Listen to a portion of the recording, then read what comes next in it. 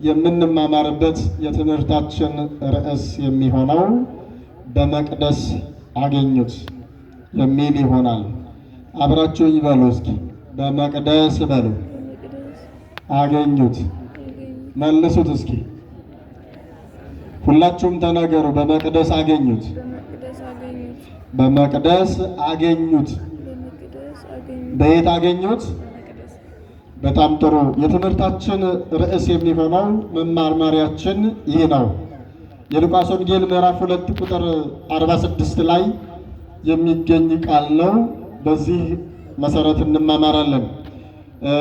እንግዲህ ዋና የትምህርቱ ዓላማ የሰው ልጆች በየት መገኘት እንዳለባቸውና የት መኖር እንዳለባቸው የሚያሳይ ነው። በመቅደስ የተገኘው የመቅደሱ ባለቤት ከመቅደስ የሚበልጠው መቅደሱን አድሮበት በረድኤት አድሮበት በቸርነት አድሮበት የሚኖረው የመቅደሱ ባለቤት መድኃኔ ዓለም ኢየሱስ ክርስቶስ ነው። በእርሱ በመቅደስ መገኘት ምክንያት እኛም በመቅደስ እንድንገኝ ለማስተማር ያደረገው ነው። በመቅደስ ተገኘ ማለት ጠፍቶ የነበረ ነገር ሲፈለግ ሲገኝ ነው ተገኘ የምንለው። ስለዚህ ዋና የትምህርቱ መነሻው ከኋላ የሉቃስ ወንጌል ምዕራፍ 2 ቁጥር 41 ጀምሮ እስከ ፍጻሜ ያለውን በዛሬው ዕለት በዛሬው ጊዜ ዘመኑን ወቅቱን በዋጀና በተመለከተ ከዘመኑ ከወቅቱ ጋር እኛ እንድንማማርበት የተዘጋጀ በቤተ ክርስቲያናችን አስተምህሮ መሰረት ዘመኑ እያንዳንዱ ከዓመት እስከ ዓመት 365ቱም ቀን ተከፋፍሎ መማማሪያ ይሆን ዘንድ ተዘጋጅቷል። ስለዚህ አሁን እኛ ያለንበት ይህ ዘመን ሁለት ስም አለው። አንደኛው ዘመነ አስተርእዮ ይባላል። ሁለተኛው ዘመነ ምዕራዊ ይባላል። ዘመነ አስተርእዮ ማለት የመገለጥ ዘመን ማለት ነው። የምን ዘመን? የመገለጥ ዘመን ማለት ነው። የመገለጥ ዘመን ስንል የማን መገለጥ የሚል ጥያቄ ሊያስነሳ ይችላል። የማይታየው እግዚአብሔር ታየ የምንልበት ያስቀደሳችሁ ሰዎች ሌሊት በቅዳሴው መካከል ሌሊትም ሲባል የነበረውን ጠቅለል በማድረግ በቤተ ክርስቲያናችን ከተነበቡ መጻሕፍት መካከል ከመጽሐፍ ቅዱስ መካከል 6 የመጽሐፍ ቅዱስ ክፍሎች ይነበባሉ። ከሌሎች መጻሕፍቶች ውጭ ማለት ነው። 6 የመጽሐፍ ቅዱስ ክፍሎች ይነበባሉ። አንደኛው መዝሙረ ዳዊት ነው።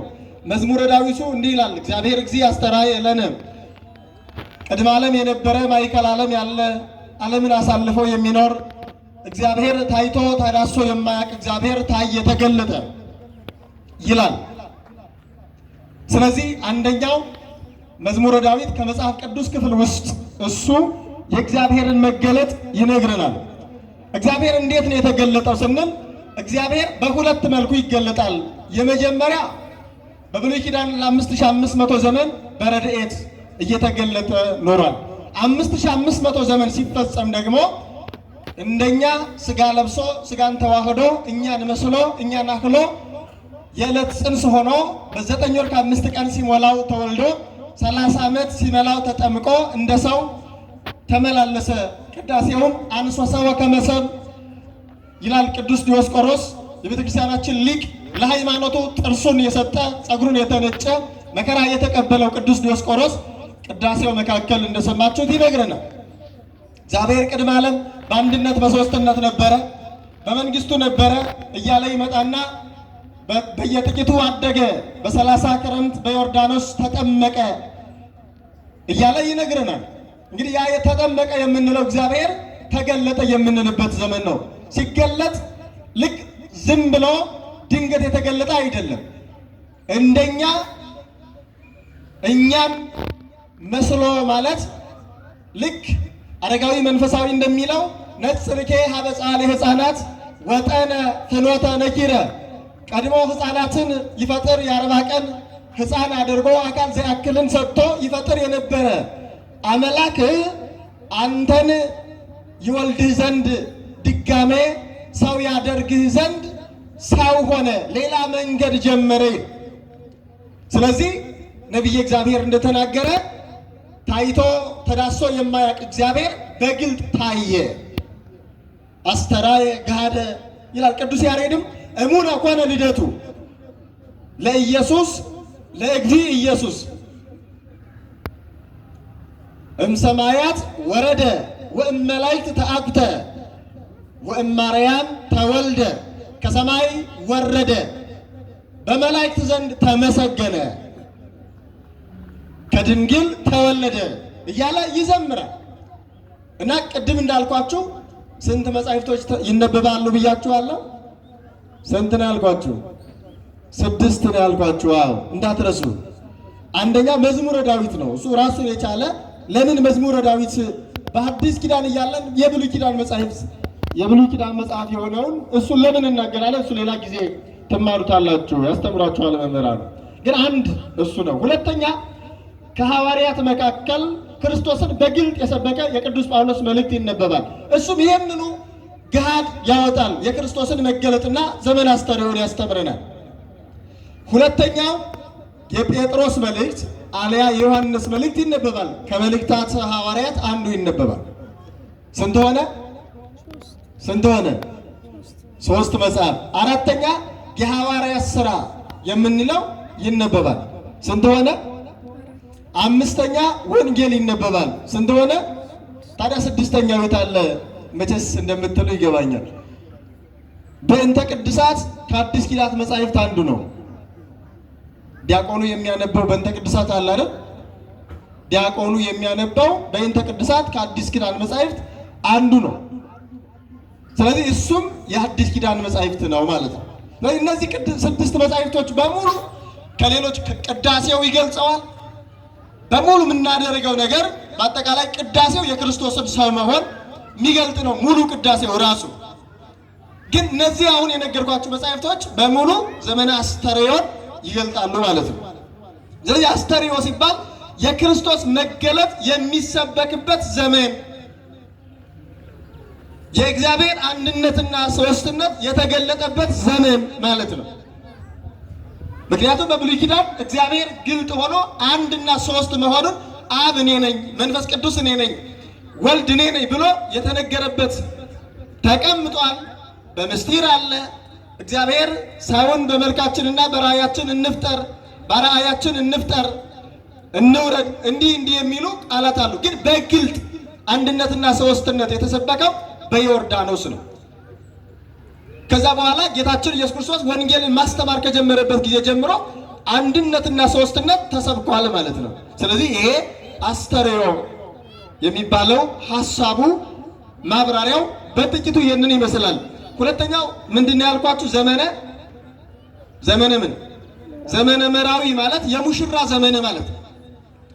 ይህንን የሙሽራ ዘመን ዝም ብላ ቤተክርስቲያን እንዲሁ አይደለም ያመጣቸው። ቅድም እንዳልኳችሁ መጻሕፍቱ የክርስቶስን መገለጥ ስለሚናገሩ ስለመገለጥ መጽሐፍ ቅዱሳዊ እንደሆነ ሁሉ የሙሽርነቱም ሙሽራው ማን እንደሆነ ራሱ ቅዱስ ዮሐንስ ነው ስለ ክርስቶስ የሰበከው።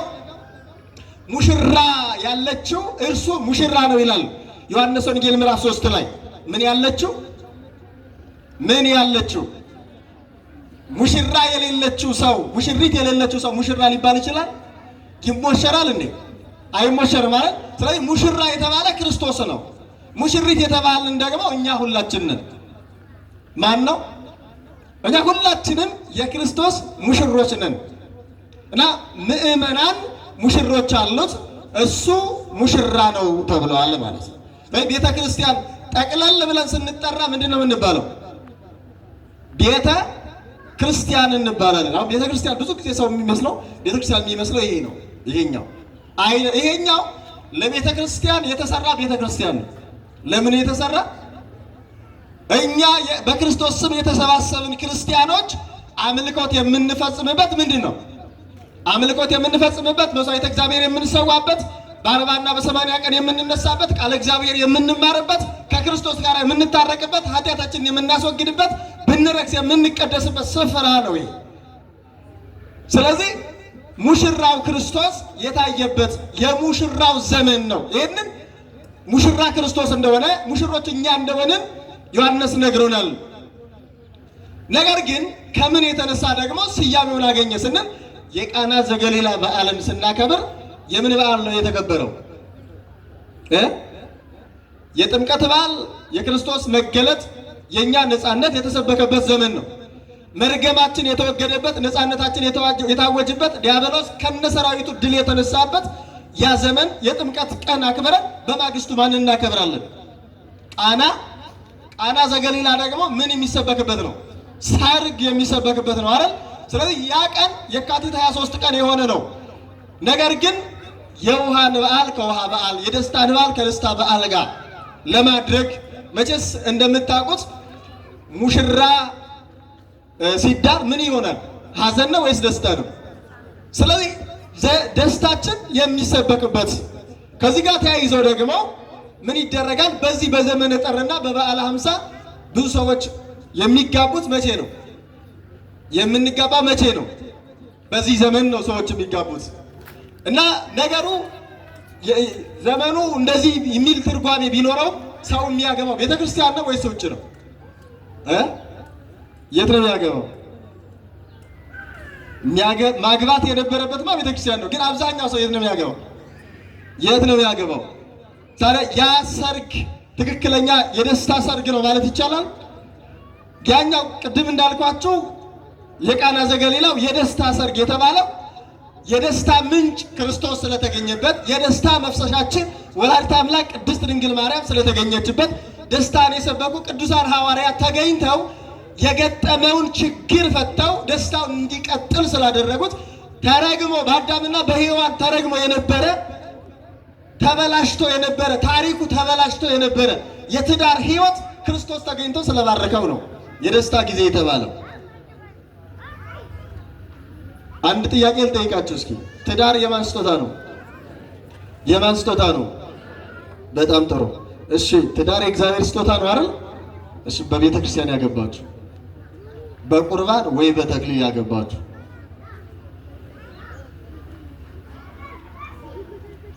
ሁለት፣ ሶስት፣ አራት፣ አምስት፣ ስድስት የማይታየኝም ይኖራል። ግን አብዛኛው ሰው ግን በቤተ ክርስቲያን ያገባ አይደለም አይደል? እሺ የማን ስጦታ ነው አላችሁ? ትዳር የማን ስጦታ ነው? ስለዚህ የእግዚአብሔር ስጦታ የሆነውን ትዳርን እግዚአብሔር ሳይፈቅድ መውሰድ ምን ይባላል? ስርቆሽ ነው ወይስ ምን ይባላል? ምንድን ነው? ሌብነት አይደል? ንገሩኝ እስኪ። ራሳችሁን ሌቦች ላለማለት ነው። ከሰባቱ ምስጢራተ ቤተ ክርስቲያን አንዱ ስርዓተ ተክሊል ነው፣ ምስጢረ ተክሊል ነው። አንዱን ከሰባቱ ስርዓተ ቤተ ክርስቲያን አንዱን ከካህናት ውጭ ከቤተ ክርስቲያን ውጭ ማድረግ ሕገ እግዚአብሔርን መተላለፍ ነው። ምንድነው? አሁን እስኪ ከስርዓተ ቤተ ክርስቲያን ውጭ ነው ያገባሁት ብሎ ንስሐ ገብቶ የሚያውቃል? ገብታችኋል? ኧረ በሌላውም በነገብ ይሄ ትልቁ ስህተታችን ነው። ግን እንደዚህም አድርገን ደግሞ ትዳራችን ሰላም አጣ ብለን ስናማረር እንገኛለን። በጣም ነው የሚያሳዝነኝ። ምስኪኖች ነን፣ በጣም ምስኪኖች። እየሰረቅን ባርክልን የምንል ማለት ነው። ሰርቀን የሰረቅነውን ነገር ባርክ የምንል ምስኪኖች አይደለም? እግዚአብሔርን ማታለል ይቻላል? አይቻልም። እና ስለዚህ ዘመነ ምዕራዊ የሚለው ሐሳብ ይህንን ይመስላል። ከዚህ የተነሳ ወንጌሉም ይህንኑ ነገር ይነግረናል። እንግዲህ አምላካችን መድኃኔዓለም ኢየሱስ ክርስቶስ ተገለጠ ስንል ታየ ስንል ታይቶ ምን አደረገ ነው? ታይቶ ምንድነው ያደረገው? ተገልጦ ምንድነው ያደረገው? መጥቶ ምንድነው ያደረገው? አባ ጊዮርጊስ ዘጋስጫ ተወልደ በአምሳሊከ ከመ ይለድከ በአምሳሊሁ። እሱን እንዳንተ አንተ እሱን መምሰል ባትችል፣ ወደ እርሱ መምጣት ወደ እርሱ ክብር መምጣት ባትችልና ብትወድቅ እርሱ አንተን ይመስል ዘንድ እርሱን ያስመስልህ ዘንድ እሱ ተወለደ ይል። ክርስቶስ የተወለደው እንግዲህ በጽንሰቱ ጽንሰታችንን ባርኳል፣ ቁራኝነትን አስወግዷል። በመወለዱ ልደታችንን ባርኮልናል። በሕፃንነቱ ሕፃንነታችንን ባርኮልናል። በልጅነቱ ልጅነታችንን ባርኳል። መድኃኔዓለም ኢየሱስ ክርስቶስ የእግዚአብሔር ልጆች መሆናችንን ክርስቶስ ሰው በመሆኑ ነው የተባረከው። የእግዚአብሔር ልጅ መሆንን አተን ነበር፣ ባሪያዎች ተብለናል። የአጋንንት ባሮች፣ የእግዚአብሔር ፍጥረቶች ተብለን ነበረ። ያንን ተመልሶ ክብራችንን ያገኘነው የክርስቶስ ሰው መሆን ነው ያስገኘ ትልቅ ዘመን ነው። ይህንን ዘመን እንዲሁ እንዳልባሌ ማሳለፍ በራሱ ትልቅ ውርደት ነው፣ ውድቀትም ነው። ለዚህ ነው ቅዱስ ጳውሎስ ይህንን በተመለከተ ገላትያ 5:1 ላይ ክርስቶስ ነፃ አውጥቷችኋል ይላል። ማን ነፃ አውጥቷችኋል? ክርስቶስ ነፃ አውጥቷችኋል። ነገር ግን ነፃነታችሁ በስጋ ምክንያት ምን አይበል አይሰጥ ይላል። በምን ምክንያት? በስጋ ምክንያት ክርስቶስ ነፃ አውጥቶናል።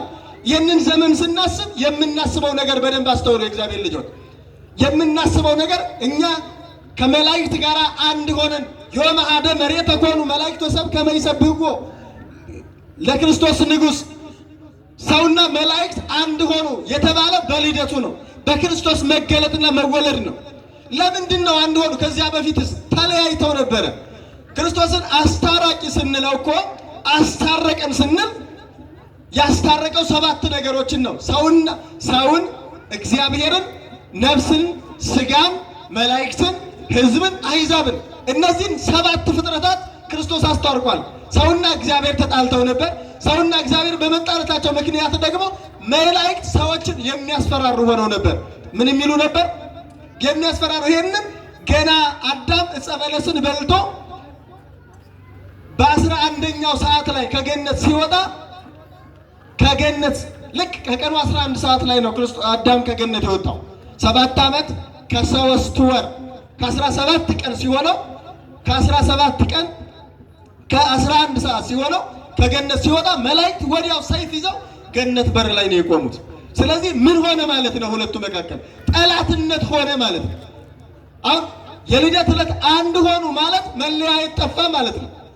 ለዚህም ነው ሲነገርም ወናሁ ተወልደ ፍስሐ ዘይከውን ለክም ወለኩሉ ዓለም፣ እነሆ ለእናንተና ለዓለም ሁሉ የሚሆን ደስታ እርሱም ክርስቶስ ንጉሥ በዳዊት ከተማ ተወልዶላቸዋል የተባለ ለሁላችሁ ለዓለሙ ሁሉ የሚሆን ደስታ ማለት ሰዎች መቼስ ሰው ከሰው ጋር ተጣልቶ ደስተኛ ይሆናል እንዴ?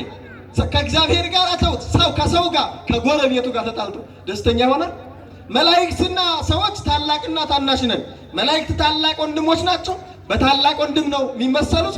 እኛ ደግሞ ሰው ከወንድሙ ጋር ተጣልቶ ሰላም ይሆናል? ተውት። ከሰው ጋር ሰው ከራሱ ጋር ተጣልቶ ሰላም ይሆናል? ሰው ተጣልቶ የነበረው ከራሱ ጋር ነው። ከማን ጋር? ከራሱ ጋር ተጣልቶ ነበር። እንዴት ካላችሁ ነፍስና ስጋ ተጣልተው ነበር። ለዚህም ነው ቅዱስ ጳውሎስ ሲገልጥ ገላትያ 5:16 ጀምራችሁ ስታነቡ እንዲህ ይላል፣ እስመ ስጋኒ ይፈቱ ዘይፈቱ መንፈስ ወመንፈስኒ ይፈቱ ዘይፈቱ ስጋ። ስጋ ነፍስ የማትፈልገውን ትፈልጋለች፣ ስጋ ነፍስም ደግሞ ስጋ የማይፈልገውን እንዲህ እየሆኑ እየተጣሉ ይኖራሉ ይላል። ምን እያሉ ይኖራሉ? ያ ዘመን እንደዚህ ነበር፣ እየተጣሉ የሚኖሩበት። ስለዚህ የክርስቶስ መወለድ፣ የክርስቶስ መገለጥ፣ የክርስቶስ ሰው መሆን ሰውን ከራሱ ጋር እንኳን የሚያስታርቀው አጥቶ ነበረ፣ አስታርቀዋል። እናም በደንብ አድርገን መረዳት አለብን። ልደትን ስናከብር ከልደትና ከጽንሰት በላይ ትልቅ በዓል የለንም። የመጀመሪያ የክርስቶስ መወለድ ነው። ለዚህ ይህንን ዘመን ስናስብ ታዲያ ምንድን ነው የምናስበው ካል መርገማችን የተወገደበት የተባረክንበት ዘመን፣ የተቀደስንበት ዘመን፣ አጋንንት ከኛ የራቁበት የሸሹበት ዘመን፣ የዕዳ ደብዳቤያችን የተደመሰሰበት ዘመን፣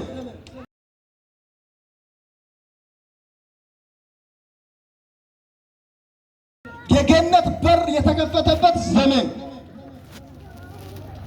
መለያየት የጠፋበት ዘመን።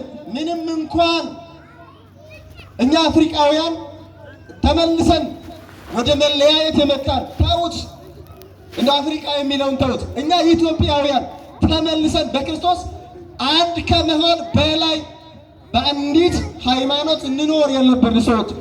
መለያየት ውስጥ ገብተን ብንታየም ግን ክርስቶስ ያደረገልን ይህንን ነው። ከማይጠፋ ዘር እንድንወለድ ያደረገን እርሱ በግብረ መንፈስ ቅዱስ ተወልዶ ነው። ለዚህ ነው በዮሐንስ ወንጌል ምዕራፍ 1:12 ላይ እናንተ ከማይጠፋ ዘር ተወልዳችኋል ይላል። ከምን ዘር ነው የተወለድነው? ከማይጠፋ ዘር ተወልደን ከሚጠፋ ዘር ላይ ተጣብቀን ያለን ካለ መውጣት ያስፈልጋል፣ መረዳት ያስፈልጋል። ከማይጠፋ ዘር መውለዳችን እንዳንጠፋ ሆነናል። ከማይጠፋ ዘር መገኘታችን ለዘላለም ሕያዋን ሆነ እንድንኖር ሆነናል። ስለዚህ ሞትን ነው የምትፈልጉት ወይስ ሕይወትን ነው? ኦርቶዶክሳውያን ምን ትፈልጋላችሁ? ሕይወትን ወይስ ሞትን? ሕይወትን ከፈለጋችሁ ከማይጠፋ ዘር መወለዳችሁን በትክክል አውቃችሁና ተረድታችሁ ለመኖር ዛሬ ወስኑ። መቼ ወስኑ? በፍጹም እኛ የሆነ ነገር የሚገድበን አይደለንም። በሆነ ክልል ውስጥ ያለን አይደለንም። ዘመን፣ ቦታ፣ ወቅት ምንም ከማይከልለው ከእግዚአብሔር ምን ብለናል? ምን ብለናል? ተወልደናል። ስለዚህ ይህንን በደንብ ማየት ያስፈልጋል ማለት እና ጌታችን አምላካችን መድኃኒዓለም ኢየሱስ ክርስቶስ ስለዚህ በመገለጥ ወቅት ዘመነ አስተርእዮን ዘመነ ምዕራዊውን ስናስብ በቤተ ክርስቲያናችን ወንጌሉ ሁሉ ይገልጥልናል። ይሄንን እና ቅዱስ ሉቃስ ያው ታሪክ ጠንቅቆ በመጻፍ የሚታወቅ ነው። ታሪኩን ጌታችን ኢየሱስ ክርስቶስ ብስራቱን የነገረን ማን ነው? ማን ነው የነገረን ብስራቱን? እሱ ራሱ ሉቃስ ነው። እንዴት መልአከ እግዚአብሔር መጥቶ እንዳበሰራት። ሁለተኛ ግዝረቱን የሚነግረን ማን ነው? ቅዱስ ሉቃስ ነው። ሶስተኛ ወደ ቤተ መቅደስ በ12 ዓመቱ መውጣቱን የሚነግረን ማን ነው? እርሱ ነው። በረት በከብቶች በረት መወለዱን በጨርቅ መጠቅለሉን የሚነግረን ቅዱስ ሉቃስ ነው። ቅዱስ ሉቃስ ታሪክ ጠንቅቆ በመጻፍ ይታወቃል። ያ ብቻ አይደለም፣ የልደት ሀገሩንም የልደት የሰውም ከአዳም ጀምሮ እስከ ክርስቶስ ድረስ ያለውን መንፈሳዊውን ልደት ማቴዎስ ስጋዊውን ልደት ይቆጥራል። ምኑን አልኳችሁ? ምኑን? በስጋ የተወለዱትን የስጋ የሰው ልጅ በሁለት ተከፍሎ ነበር። የእግዚአብሔር ልጅና የሰው ልጅ በመባል የማን ልጅና የማን ልጅ? የእግዚአብሔር ልጅና የሰው ልጅ በመባል በሁለት ተከፍሎ ነበረ። በምን ምክንያት ነው የተከፈለው? ቃየል ወንድሙን ሲገል የሰው ልጆች ተብለዋል። ነፍሰ ገዳዮች በቃየል በኩል ያሉት የማን ልጆች ይባላሉ? የሰው ልጆች። ከሴት የተወለዱት ደግሞ ከሴት የተገኙት ደግሞ የማን ልጆች ይባላሉ? የእግዚአብሔር ልጆች ይባላሉ። ስለዚህ ነፍሰ ገዳዮች የማን ልጆች ናቸው? የአባታቸው የሰይጣንና እንደዛ የስጋ ልጆች ናቸው ማለት ነው። ስለዚህ ቅዱስ ሉቃስ የእግዚአብሔር ልጅ ብሎ የሚነግረን ቅዱስ ሉቃስ ነው ማለት ነው። መንፈሳዊውንም የዘር ሐረግ ጽፎልን የምናገኘው ቅዱስ ሉቃስ ነው እና በዛሬው ቀንም ያለውን ወንጌል ቅድም ያነሳውላችሁን በመቅደስ ምን አሉት ነው የሚለው። በመቅደስ ምን አሉት? በመቅደስ አገኙት ይላል። በመቅደስ ያገኙት ማና ማን ናቸው የሚለው ትንሽ እናያለን። ወላጆቹም በየዓመቱ የፋሲካ በዓልን ለማክበር ወደ ኢየሩሳሌም እንደ ሥርዓቱ ይወጡ ነበረ። የፋሲካን በዓል እስራኤል ዘሥጋ 3 አበይት በዓላት ያከብራሉ። በዓሎቻቸው ብዙ ናቸው። ነገር ግን አበይት ተብለው ወይም ትልልቅ በዓላት ተብለው የሚከበሩት ስንት ናቸው? 3 በዓላት ናቸው። እነዚህም እስራኤል በዓሉን የሚያከብሩት ኢየሩሳሌም ወጥተው ነው። የት ሄደው ነው? ኢየሩሳሌም ወጥተው ነው የሚያከብሩት። ሁሉም ሰው የተበተነ በየትኛውም ስፍራ ያለ አይሁዳዊ ኢየሩሳሌም ወጥቶ ያከብራል። ይህንን ያዘዘው እግዚአብሔር ነው። በዓል ማክበርን ያዘዘ ማን ነው?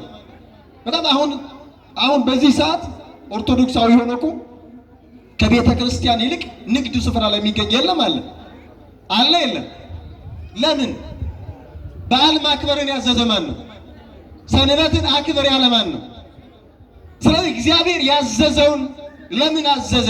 ለምንድን ነው ያዘዘ ካል ምክንያት አለው እግዚአብሔር እና እስራኤል ዘሥጋ እግዚአብሔር ያደረገውን በተለይ ኦሪት ዘጸአት ምዕራፍ 23 ቁጥር 17 ላይ ስታዩት ሁሉ ሰው በተለይ በወንድ በኩል ያለው ለያስተሪ ተባይትከ ምሕረ በዓመት ከአንተ የተወለደ ወንድ ሁሉ በዓመት 3 ጊዜ ለበዓል ኢየሩሳሌም ይውጣ ወዘይ አርገ ለበዓል ርጉም ውእቱ ለበዓል ኢየሩሳሌም ያልወጣ የተረገመ ነው ከሕዝብ ይለይ ተብሎ ተነግሯል። ለበዓል ኢየሩሳሌም ያልወጣ በደንብ አስተውሉ። ይሄ ለእስራኤል ዘሥጋ የተነገረ ነው። እስራኤል ዘሥጋ እግዚአብሔር ከባርነት አውጥቶ በበዓሉ ምክንያት የእግዚአብሔርን ቸርነት እንዲያውቁ አምላክነቱን እንዲያምኑ በትክክል እንዲረዱት ለማድረግ ኢየሩሳሌም ወጥተው በዓል እንዲያከብሩ ታዟል። በዚህ ምክንያት ወላዲተ አምላክ ቅድስት ድንግል ማርያምና ቅዱስ ዮሴፍ በዓመት 3 ጊዜ ለበዓል ኢየሩሳሌም ይወጣሉ። በዚህ ጊዜ ነው ጌታችን ኢየሱስ ክርስቶስ በዓሉን ለማክበር ወደ ኢየሩሳሌም ወጣ ብሎ ምን ለማለት እንግዲህ አስተውሉ። ማን ነው የወጣው? ሰዎች ቢያከብሩ ምን ለሆነው ነው? ነፃነታቸው የተሰበከበትን ነፃ የወጡበትን በዓል ለማሰብ እግዚአብሔርን ለማምለክ ነው። እሱ ለምን ወጣሽ? ለምንድን ነው ለበዓል የወጣው? በደንብ አስተውሉ። ማስተዋል ያስፈልጋል። ጌታችን ኢየሱስ ክርስቶስ በሙሉ ያደረጋቸውን ነገሮች ካለ ማስተዋላችንና ካለ መረዳታችን የተነሳ ክርስትናችንን እንደ ተራ ነገር እያየነው ነው። እንደ ቀላል ነገር እያየነው ነው። አሁን በዓል ሲከበር እኛ ጋር ሰው የሚያከብር የት ነው? በዓል እዛ ጋር ደርሶ ተሳልሞ ይሄድም ጠበቃ አከተተ ተሳልሞ ይሄዳል። ለዛ ነው እንዴ በዓል እንዲከበር የተደረገው? እነዚያ ነው እንዴ? ለምንድን ነው በዓሎቻችን በሙሉ ሲከበሩ ለተፈለገላቸው ዓላማ እየዋሉ ነው? አይደለም። ምን እንደተባለ እንኳን ሳይሰማ ሰው ይመለሳል። የጥምቀት በዓልን በአደባባይ በሚያምር ሁኔታ አንጥፈን ጠርገን አጥበን አከበርን አይደል? የጥምቀት በዓል የከተራ ቀን የወጣውን ሰው ከተራ ማለት ምን ማለት ነው ቢባል አንዱም ሰው መልስ አይሰጥም። ከነቤተሰቡ ወጥቶ ለጥ ለብሶ ወጥቶ እኮ ነው ምን ማለት እንደሆነ አይገባውም። ታቦቱን ቦታው አድርሶ ወንጌል ሊሰበክ ሲል ወደ ድራፍት ቤት ይመለሳል። አናሳዝንም? ወንጌል ሊሰበክ ነው ሲባል ግርግር ይበዛል። መዝሙር ሲጀመር ግርግር ይበዛል። የእግዚአብሔር ቃል ሲጀመር ግርግር፣ አባቶች መናገር ሲጀምሩ ግርግር ይበዛል። ግርግር እናነሳለን። ማን ነው አዚም ያደረገብን? ማን ሰማያውያን ሆነን ሳለን ስጋውያን እንድንሆን ያደረገን ማን ነው? በዓል ሲከበር ለምን እንደሚከበር ልንገራችሁ። የሰማዕታቱን፣ የጻድቃኑን፣ የቅዱሳኑን በዓል የእግዚአብሔርን የወላዲተ አምላክን በዓል ስናከብር ለምን እንደምናከብር ልንገራችሁ። አባቶቻችን በዓሉ የሚከበረው በተለይ አሁን ለቅዱሳኑን በዓል ስናከብር ቅዱሳኑን ለማመስገን አይደለም። እንዳውም ቅዱስ ዮሐንስ አፈወርቅ ምን ይላል? የሰማዕቱን በዓል ስታከብር ሰማዕቱን እንድታከብረው አይደለም ሰማዕቱን እንድትመስለው ነው ይላል። ምን እንድትለው? ለምሳሌ ዛሬ ተክለ ሃይማኖት ናቸው። ስባረ አጽማቸው ወይም እግራቸው የተሰበረው ጥር 5 ቀን ነው። ጥር 5 ቀን እግራቸው 7 ዓመት ከመቆም በኋላ 22 ዓመት ከመቆም በኋላ እግራቸው ስትሰበር የተሰበረችው ጥር 6 ቀን ነው። መሰበሩ ያወቁት ጥር 5 ቀን ጥር 5 ቀን ነው ያወቁትና ያ በዓል ዛሬ ይከበራል። ለምሳሌ ዛሬ ደብረ ሊባኖስ የሚሄድ ሰው አለ። ደብረ ሊባኖስ ሄዶ ለምን እንደሄደ ሳይሰማ ይመጣል። ወይ ደግሞ በተክለ ሃይማኖት ስም መሬትን የረገጠ የተባለ በቃ ኃጢአት አያገኘውም ሲኦል አይገባም ስለሚባል ቃል ኪዳኗን ብቻ ሰምቶ ለመምጣት ይሄዳል። በጣም ነው የሚያዝነው። እኔ ግን ደብረ ሊባኖስ የሚሄድ ሰው ምን ማለት አለበት?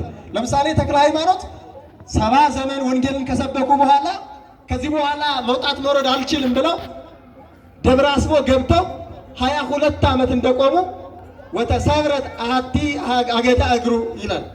አንደኛው እግራቸው ተሰበረች ከመቆም ብዛት ማለት ነው። 22 ዓመት አይደለ 20 ደቂቃ መቆም ትችላላችሁ? እንችላለን፣ አንንፈራገጥም።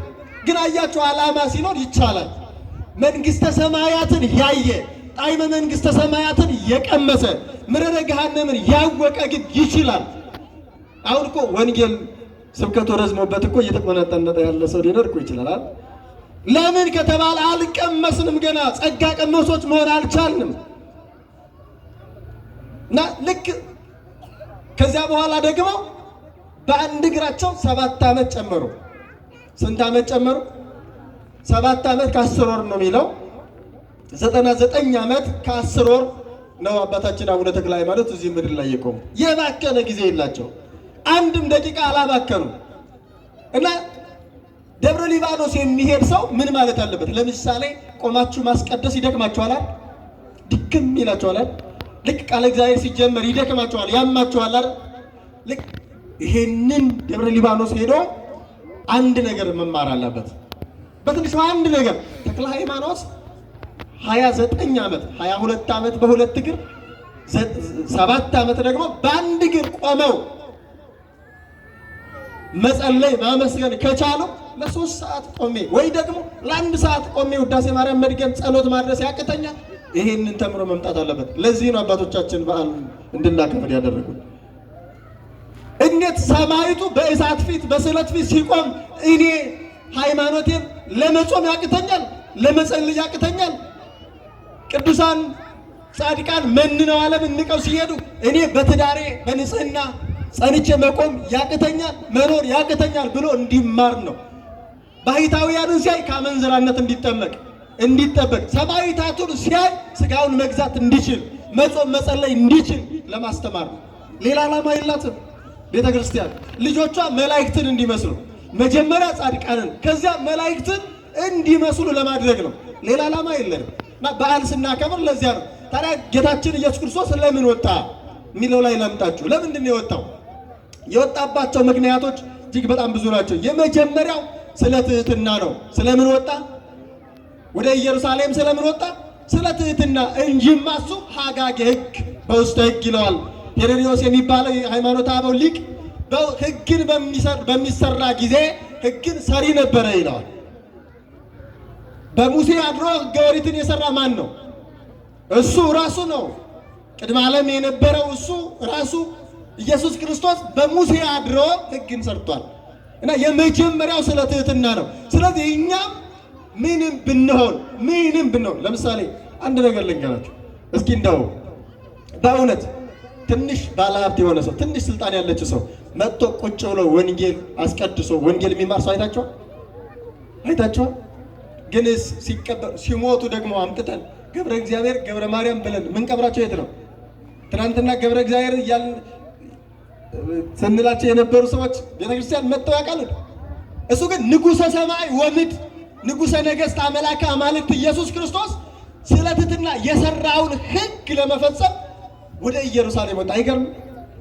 ከዚህ በላይ የሚያስተምር ነገር ምን አለ? ለዚህም ነው ከኔ ተማሩ የማቴዎስ ወንጌል ምዕራፍ 11 ቁጥር 28 ጀምሮ ስናነብ ከኔ ወእምኔ ተመሃሩ እስመ ትሑት አነ ወየዋህ ልቤ፣ እኔ ቅን ሀዳጌ በቀል ትሑትም ነኝ ከኔ ተማሩ ይላል። ከማን እንማር? ከእርሱ። ምን ነው የምንማረው? ሕግ መፈጸምን ከእርሱ እንማራለን። ትሕትናን ከእርሱ እንማራለን። በቤተ መቅደስ መገኘትን ከእርሱ እንማራለን። ስለዚህ አንደኛውና የመጀመሪያው ስለ ትሕትና ነው። ሁለተኛው በጣም አጠር አድርጌ ነው የምነግራችሁ። ሁለተኛው ደግሞ ቅዱስ ጳውሎስ ገላትያ 4 ቁጥር 4 ጀምሮ ተጽፎ እንደምናገኘው ገብረ በሕገ ኦሪት ከመ ይሳየጦሙ ለእለ ውስተ ኦሪት፣ በሕገ ኦሪት ያሉትን ይቤዣቸው ይዋጃቸው ዘንድ ሕገ ኦሪትን ፈጸመ ይላል። በኦሪት ውስጥ ያሉትን ይቤዣቸው ወደ እርሱ ያመጣቸው ወደ አዲስ ኪዳን ያመጣቸው ዘንድ ሕገ ኦሪትን ፈጸመ ይላል። ሰውን ለማምጣት ክርስቶስ ሕግን ፈጸመ። ሰዎችን ለማምጣት አይገርም? እኛ ሰዎችን ለማዳን ብለን የምናደርገው የጽድቅ ስራ ሳለ በጣም መልካም ነው። ሰዎች እንዲድኑ ብለን ለሰዎች ብለን የምናደርገው ከሆነ ምክንያቱም ክርስቶስ የመጣው ለሰው ልጆች ስለሆነ ዓላማውም የሰው ልጅ ነው። የክርስቶስ መምጣት ማዕከሉ የሰው ልጅ ነው። ስለዚህ በሕገ ኦሪት ያሉትን ይቤዥ ይዋጃቸው ዘንድ ሕገ ኦሪትን ፈጸመ ይላል። ሶስተኛው አይሁድን ምክንያት ለማሳጣት ነው። ምን ለማሳጣት? ምክንያት። ምን አይነት ምክንያት? ሕጋቸውን ባይፈጽም ኖሮ ሕጋችንን ስላፈረሰ ነው የሰቀልነው ይሉት ነበር። የሰቀልነው የገረፍነው ሕጋችንን ምን ስላለ ነው? ስላፈረሰብን ነው ይሉት። ስለዚህ ምክንያት የላቸውም። ለዚህም ነው እሱም አንቀጸ ብፁዓንን ሲያስተምር የማቴዎስ ወንጌል ምዕራፍ 1 ላይ ወደ ተራራው ወዐረገ ደብረ ወአኀዘ ይመሃሮሙ፣ ወደ ተራራም ወጥቶ ማስተማር ጀመረ። ብፁዓን ነዳያን በመንፈስ እያለ ሲያስተምር አይሁድ ተሰባሰቡና ኦሪትን ሊያሳልፋት ነው አሉ። አይሁድ ከሐሜት አይርቁም፣ ሐሜተኞች ናቸው። እና ሲሉት ግን ምን አለመሰላቸው? ዝቅ አለና ይመጻይቁ ሳሮሙ ለኦሪት ወለነቢያት፣ ኦሪትንና ነቢያትን ልሽር የመጣ አይደለም አታጉረምርሙ አላቸው። የመጣሁት ልሽራት ልፈጽማት ነው ብሎ ሕግን ፈጸመ። ስለዚህ እነሱን ምክንያት ለማሳጣት ነው። ሌላው እስራኤላዊነቱን ለመግለጽ ነው።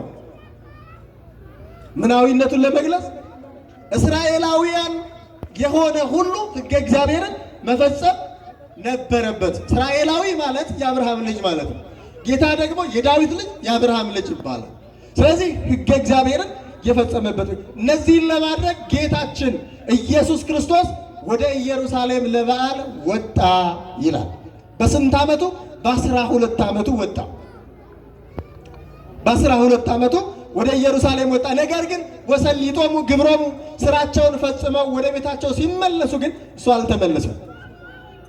ስራቸውን ፈጽመው ስርዓቱን ፈጽመው አምልኮቱን ፈጽመው ሲመለሱ እርሱ አልተመለሰም። ማርያም ወላዲተ አምላክ ቅድስት ድንግል ማርያምና ቅዱስ ዮሴፍ ወደ ቤታቸው ተመልሰው ሳለ እሱ አልተመለሰም፣ በቤተ መቅደስ ቀርቶ ነበረ እና እነሱ የመሰላቸው ከሚያውቋቸው ሰዎች ጋር ምክንያቱም ጌታችን ኢየሱስ ክርስቶስን ያገኘው ሰው ሁሉ ይቀባበለው ነበረ ይላል።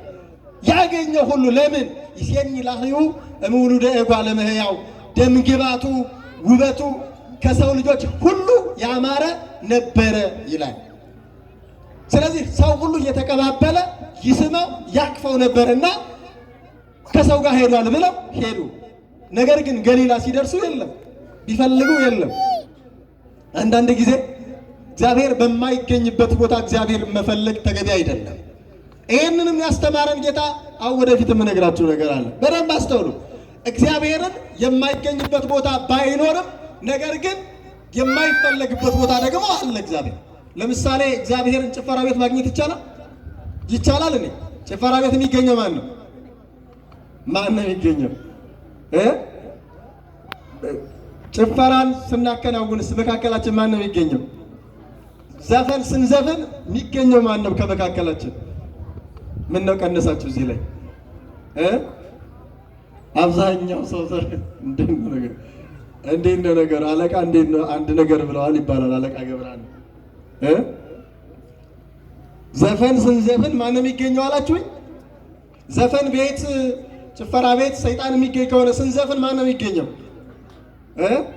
በጣም ጥሩ። ይሄንን እወቁ፣ ማን እንደሚገኝ ማለት ነው ስንዘፍኑ። ስለዚህ ጌታችን ኢየሱስ ክርስቶስን ፈለጉት፣ በየመንገዱ አልተገኘም። ተመለሱ።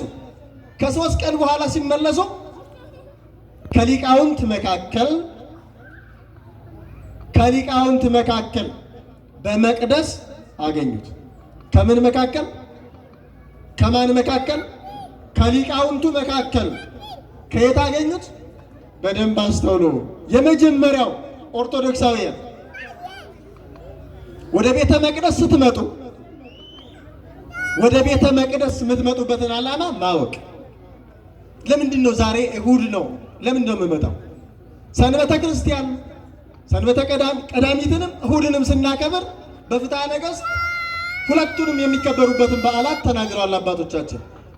ያልተማረ እንዲማር፣ ንስሐ ያልገባ ንስሐ እንዲገባ፣ ያልቆረበ እንዲቆርብ፣ ለዚህ ነው እነዚህ በዓላት እንዲከበሩት ብለዋል። ስለዚህ እነዚህ በዓላት ስናከብር ወደ ቤተ መቅደስ ስንመራ ያልቆረብን ካለን መቁረብ አለብን። ንስሐ ያልገባን ካለን ንስሐችንን ገብተን ወደ ቤታችን እንዲሄድ ያስፈልጋል። ያልተማረ ሰው መማር አለበት። ስለዚህ ሊቃውንቱ የሚገኙት ደግሞ ከየት ነው? የት ነው የሚገኙት? በመቅደስ በሊቃውንቱ መካከል አይደለም የሚለው። ሊቃውንቱ የነበሩት ሕጉን የሚያበራሩት፣ የሚተረጉሙት፣ የሚያመሰጥሩት ከቤተ መቅደስ ነው እና ሊቃውንቱ መካከል ተቀምጦ ይጠይቃቸው ነበረ፣ ይመልስላቸውም ነበረ። አልመልስ ሲሉ ደግሞ እሱ ይመልስላቸው ያብራራላቸውም ነበረ እና ወላዲተ አምላክ ቅድስት ድንግል ማርያም በመቅደስ መካከል እየፈለግን ለምን እንደዚህ ያደረከን? ለምን አደከምከን? እኔና አባትህ ስንፈልግህ ብዙ ደክመናል፣ ለምን እንዲህ አደረከን ብላ ጠየቀችው። ጌታችን ኢየሱስ ክርስቶስ በአባቴ ቤት እንዲኖር አታውቁምን አላት። በማን ቤት? በማን ቤት? በደንብ አስተውሉ። ወላዲተ አምላክ ቅድስት ድንግል ማርያም ምንድን ነው ያለችው? አሁን እኔና አባትህ፣ እነዚህ ሁለት ነገሮች አብራርቼላችሁ ጨርሳለሁኝ። እኔና አባትህ ነው ያለችው። ወላዲተ አምላክ ዮሴፍ የሥጋ አባቱ ነው እያለች ነው እንዴ? ስንት አባት አለን እኛ? ስንት አባት ነው ያለን? አይ በቤተ ክርስቲያን አስተምሮ ስንት አባት አለው ለሰው ይባላል። አታውቁትም? ልንገራችሁ፣ በቃ አታውቁት። የጡት አባት ያዙ። የጡት አባት፣ የክርስትና አባት፣ የንስሐ አባት፣ የቀለም አባት፣ የቆብ አባት፣ የሥጋ አባት ስንት ሆነ? 6 ሆኗል። 6 አባት አለን እግዚአብሔር እንዳለ ሆኖ ማለት ነው። የጡት አባት የሚባለው አንድ የሞትን ልጅ የሚያሳድግ ማለት ነው። የሥጋ አባት ታውቁታላችሁ። የቆብ አባት ለሚመነኩስ ለምንኩስና የሚያበቃ ማለት ነው። መክሮ አስተምሮ ዓለምን እንዲንቅ አድርጎ ለምንኩስና የሚያበቃ ማለት ነው። ምንም እንኳን ለምንኩስና ባላችሁበት እንድትጸኑ ባናደርጋችሁ ማለት ነው። የንስሐ አባት የሚባለው ከክፉ ስራ አላቆ ማለት ታውቁታላችሁ። ከንስሐ አባት ለምን እንደሆነ ግን ከክፉ ስራ አላቆ መንፈሳዊ ስራ ይዛችሁ መንፈሳዊው ምግብ ሥጋውንና ደሙን ተቀበላችሁ ለእግዚአብሔር መንግሥት ተዘጋጅታችሁ እንድትኖሩ የሚያደርግ ማለት ነው። የቀለም አባት የሚባለው የሚያስተምር የሚመክር መምህረ ቀለም ወይም ደግሞ መምህራን የቀለም አባት ይባላሉ ማለት ነው። ስለዚህ ዮሴፍ ታዲያ ከየትኛው ነው የሚመደበው? አሳዳጊ ከሚባለው ማለት ነው።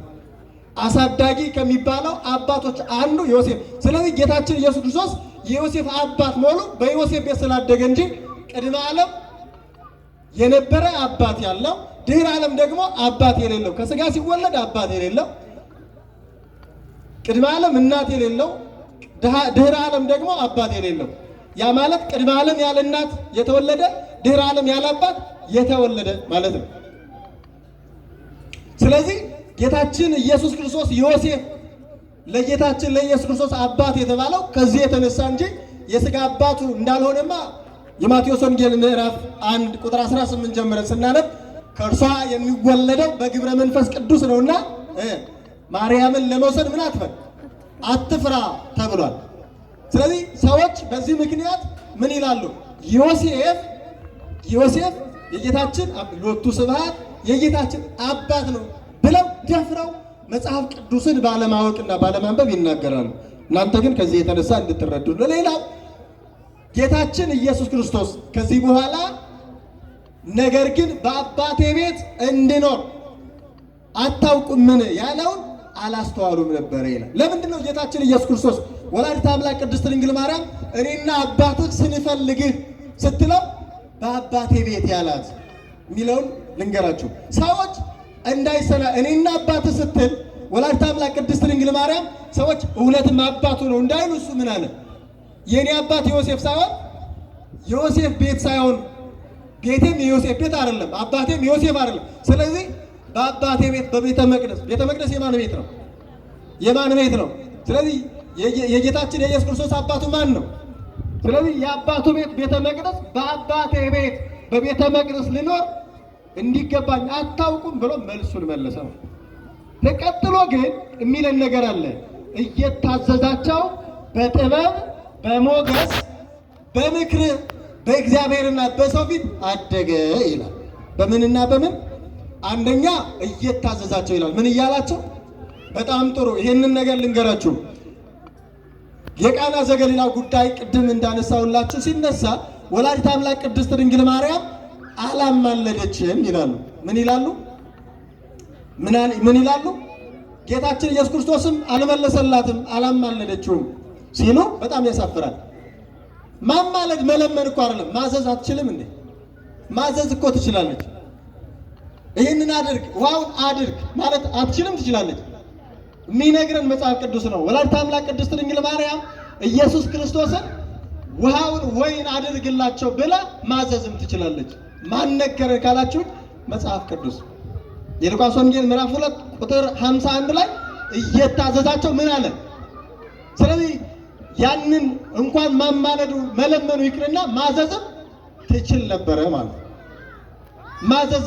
ስለዚህ ምልጃው ቀላል ነው ማለት ታውት እሱ ሳስጠይቃችሁ እንደምትሉት መሰላችሁ እንኳን ማማለድ ይቅርና ማዘዝም እኮ ውሃውን ወይን አድርግላቸው ማለት ትችል ነበረ፣ ግን እሷ እንደዚህ አላደረገችም ብላችሁ መልሱ ነው። ስለዚህ ወላዲተ አምላክ ታዛዥ። ስለዚህ አሁን እኛ ወደ መደምደሚያው ስንመጣ ወላዲተ አምላክ ቅድስት ድንግል ማርያም በቤተ መቅደስ አገኙት ይላል።